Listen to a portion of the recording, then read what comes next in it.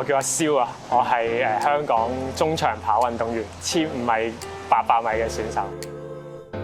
我喺過去幾年去咗加拿大多倫多大學讀書，去到 Year 3就入到嗰度嘅校隊。咁咧呢個袋咧係校隊先有啦，可以話係一個身份嘅象徵。由第一年入到 U of T 見到 campus 有人孭呢個袋，我都好想要呢個袋。直至第3年啦，終於攞到啦。咁雖然咧，我覺得咧冇人 care，但係咧我覺得我孭到呢個袋咧係自己好自豪啦。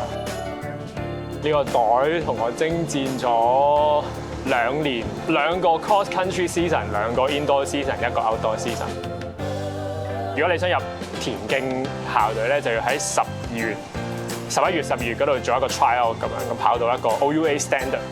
咁但係唔係就係咁簡單嘅，可能因為本身校隊都有其他成員啊，咁樣都係視乎教練點樣揀，同埋教練有幾多個位咁樣咯。